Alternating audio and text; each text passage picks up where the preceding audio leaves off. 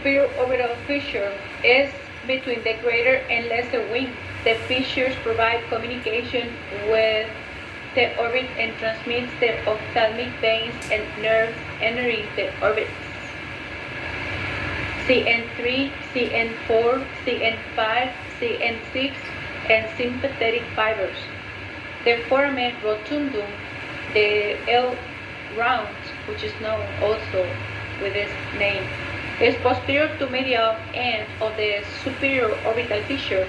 It transmits the maxillar nerve CN5 that supplies the skin, teeth, and mucosa related to the maxillary bone, which is also the upper jaw and maxillary sinus of the cheek.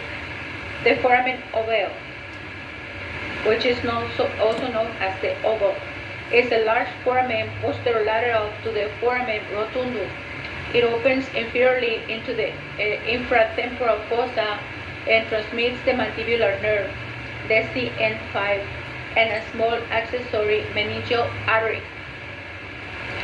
The foramen spinosum, right, which is known as spinosus, posterolateral to the foramen ovale, transmits the middle meningeal vessels and the meningeal branch of the mandibular nerve. The foramen lacerum, not part of the crescent of foramina, is a ragged foramen that lies posterolateral to the hypophyseal fossa. It is an artifact or a dried skull. In life, it is closed by a plate of cartilage. Nothing is transmitted vertically throughout the foramen lacerum. The internal carotid artery and its accompanying sympathetic and venous plexuses pass across the superior aspect of the cartilage, and some nerves transverse the cartilage horizontally, extending posteriorly and laterally from the foramen lacerum is a narrow groove for the greater petrosal nerve on the anterior surface of the petrous part of the temporal bone. There is also a small groove for the lesser petrosal nerve.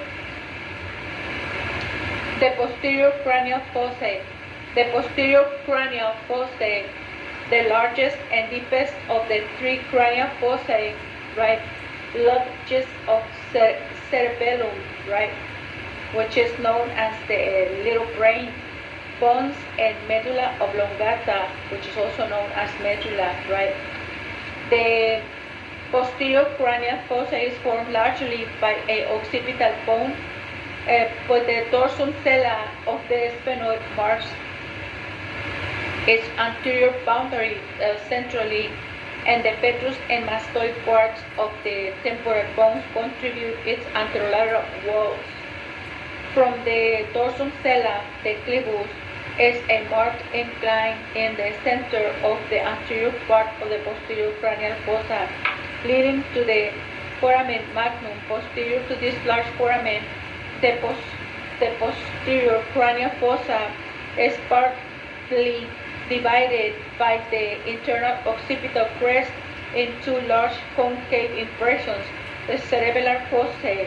The internal occipital crest ends in the internal occipital protuberance formed in relationship to a merging of durovenous sinus. The confluence of the sinuses broad grooves show the horizontal course of the transverse and S-shaped sigmoid sinuses, which is also known as the durovenous sinuses. At the base of the petrous crest, which is also known as the ridge of the temporal bone, is the jugular foramen, which transmits several cranial nerves in addition to the sigmoid sinus, which exists to school as the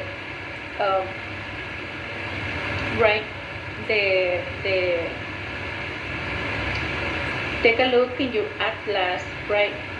The anterior, the lateral, right? And lateral view, anterior side of the skull, right?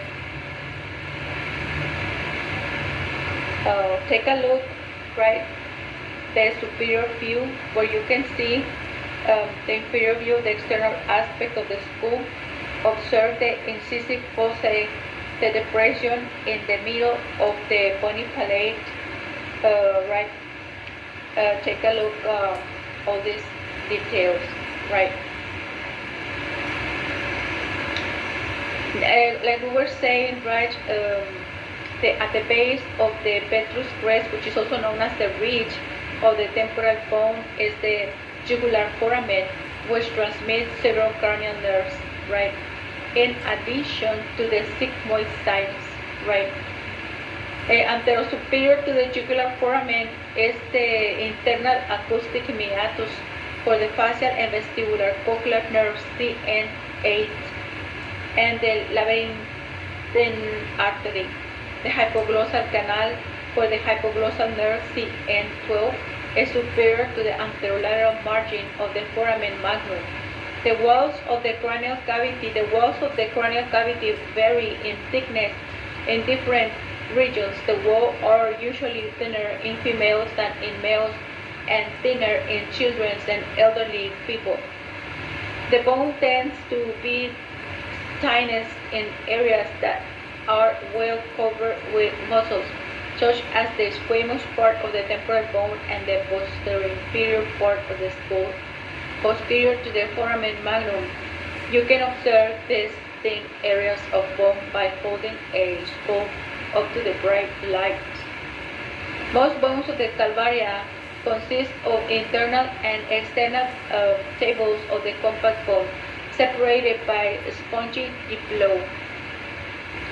The diploe is cancellous bone containing red bone marrow during life, through which runs canals formed by diploic veins. Examine the diploe in the canal of a laboratory specimen. It is not red in a dry cranium because the protein was removed during preparation of the specimen. Also observe the inner table of the bone is thinner than the outer table, and that in some areas there is a thin plate of compact bone with no diploid, right? The face is the anterior aspect of the head from the forehead, so that the chin, and from one ear to the other ear. The basic shape of the face is determined by the underlying bones. The buccal fat pads of the cheeks and the facial muscles contribute to the final shape of the face. The relatively large size of the buccal fat pads in infants, which prevents collapse of the cheeks during sucking, produce their pudgy appearance. The muscles of the face are in the subcutaneous tissue, most of them attached to the skull bones and the skin or mucous membrane. The overlying skin is connected to the bones by skin ligaments, right? Which is also known as retinacular cutis, bands of connective tissue, right? The growth of the facial bones takes longer than those of the calvaria. The ethmoid bone, orbital cavities, and superior parts of the nasal cavities are nearly completed their growth by the 7th year. Expansions of the orbits and growths of the nasal septum carry the maxilla infero-anteriorly. Considerable facial growth occurs during childhood as the paranasal sinuses develop and the permanent teeth erupt. The muscles of the face. The facial muscles or muscles of facial expression are subcutaneous. They move the skin and change facial expression to convey moods. The muscles are in the anterior and posterior scalp, face, and neck. Most muscles attach to bone or fascia and produce their effects by pulling the skin. For a summary of the facial muscles, their attachments are right. Take a look in your atlas, the muscles of the scalp and the face, all of them, right? You can take a look the orbicularis oculi, the nasalis, the buccinator, the mentalis, the orbicularis oris, the platysma, levator labii superioris, right? The frontal belly of the occipitalis, right? Take a look at the pterygomandibular raphe, the buccinator, right? In between them. All muscles of facial expression develop from the second pharyngeal arc, right? And are supplied by its nerve and seventh cranial nerve, right? The muscles of facial expression surround the orifices of the mouth, eyes, and nose,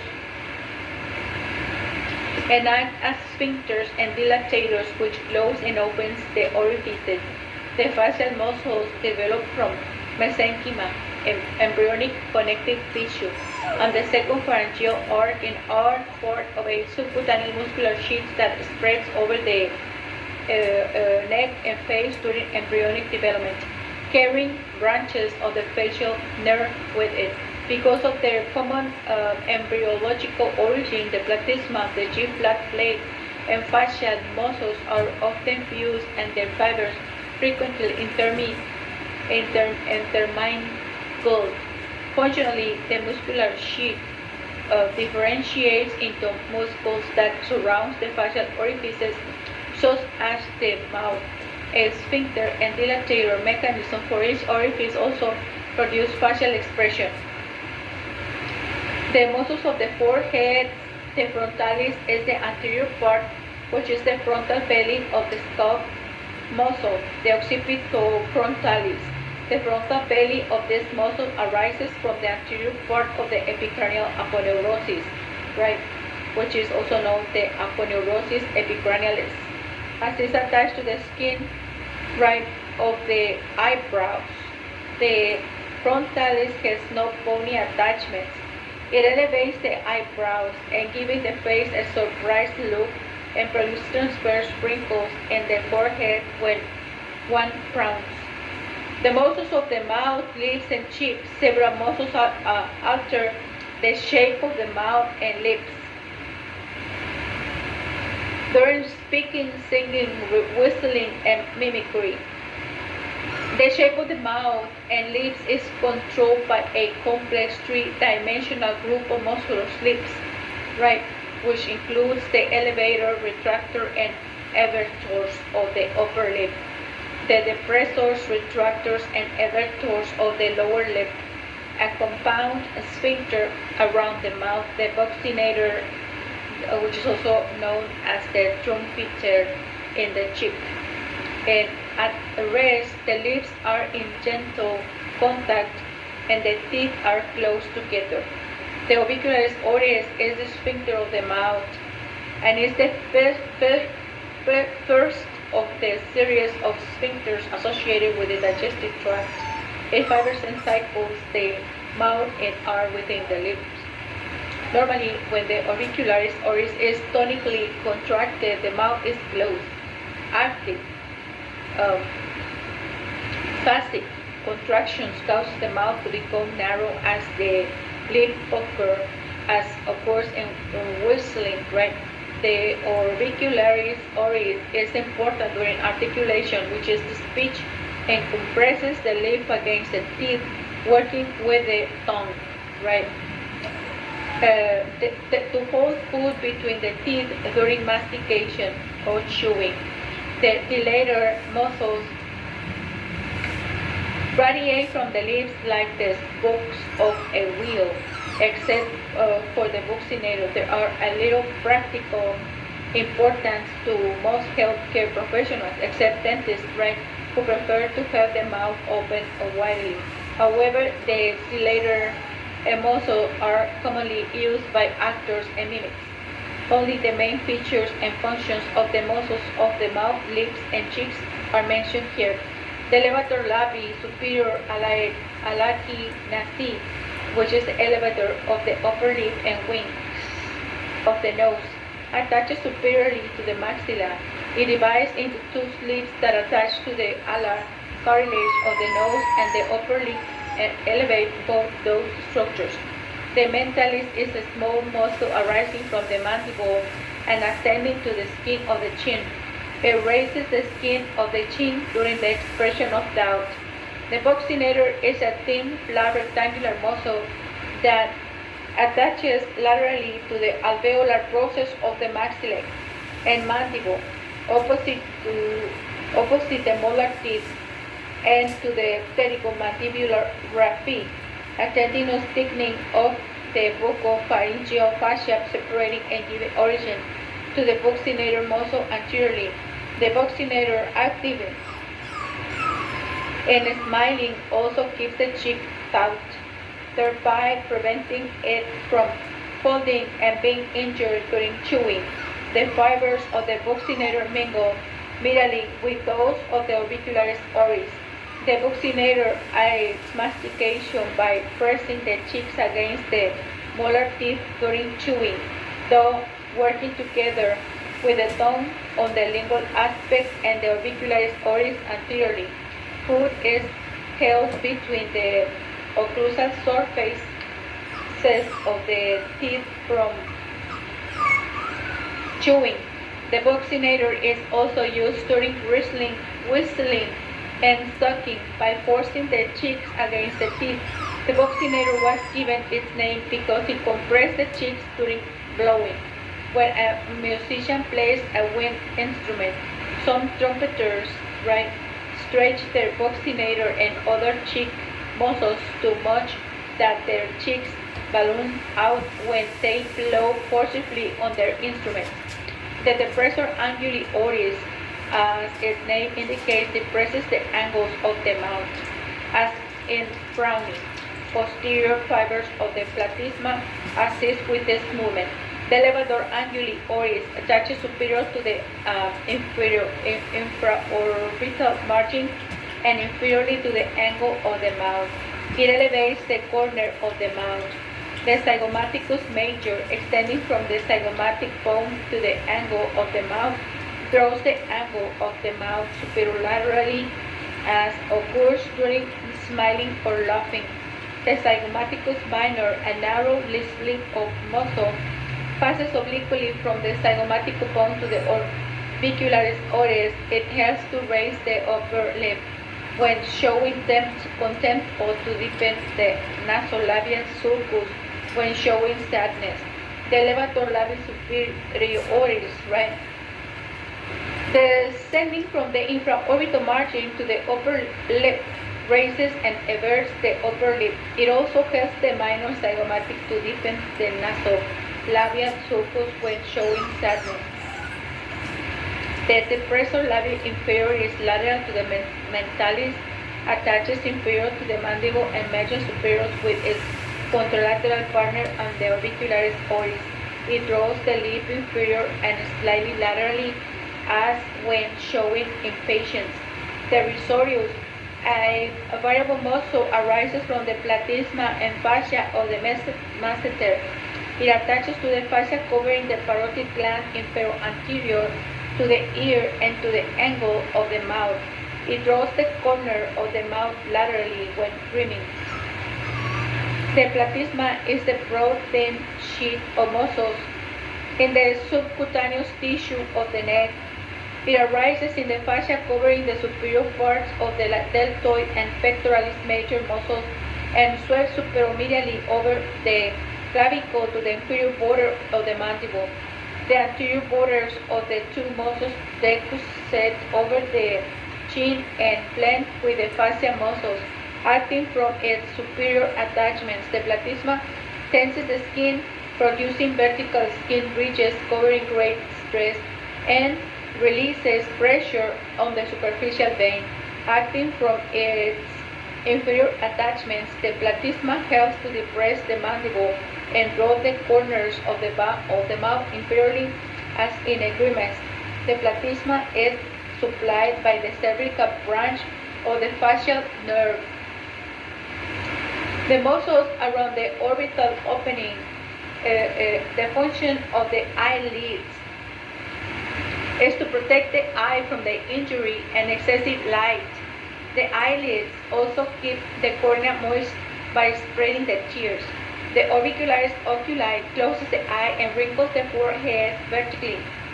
Its fibers attach primarily to the medial orbital margins and medial palpebral ligament. They sweep in concentric circles around the orbital margins and eyelids. Contraction of these fibers narrows the palpebral fissure, which is also known as aperture between the eyelids, and assists the flow of lacrimal fluids, which are the tears, by bringing the lids together laterally first, closing the palpebral fissure in a lateral to medial direction. The auricularis oculi consists of three parts. The lacrimal part draws the eyelids and lacrimal puncta medially, pressing the latter into the lacrimal lake, which is also known as lacus lacrimalis, so that capillary action might drain lacrimal fluid from it. The palpebral part gently closes the eyelid, as in blinking or in sleep, to keep the cornea from drying. The orbital part strongly closes the lid, as in squinting, which are known as narrowing the fissure, to protect against glare and dust. This squinting causes a radiating folding of the skin lateral to the lateral angle of the lids, which might develop into the permanent crow's feet, wrinkles of older age. The lacrimal part of the auricularis oculi lies deep to the palpebral part and is often considered a part of it. It might aid the flow of lacrimal fluid by holding the eyelids close to the eyeballs. The lacrimal part is also said to exert traction on the lacrimal fascia, thereby dilating the lacrimal sac. However, a proposed pumping action on the lacrimal gland is unlikely. When all three parts of the auricularis oculi contract, the eyes are firmly closed and the adjacent skin is wrinkled. Similar wrinkling occurs when a person scrutinizes something. The auricularis oculi is supplied by a zygomatic branch of the facial nerve.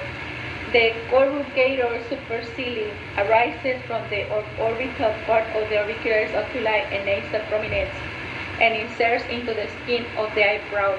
It draws the medial end of the eyebrow downward and wrinkles the forehead vertically, demonstrating concern. Muscles around the nose. All muscles around the nose are supplied by the facial nerve. The procerus and the pressor septi muscles are relatively unimportant to most healthcare professionals. The nasalis, the main muscles of the nose, consist of transverse compressors nares and alar dilators nares part. The transverse part arises from the superior part of the canine ridge on the anterior surface of the maxilla, superior to the incisor teeth, and passes superomedially to the dorsum of the nose.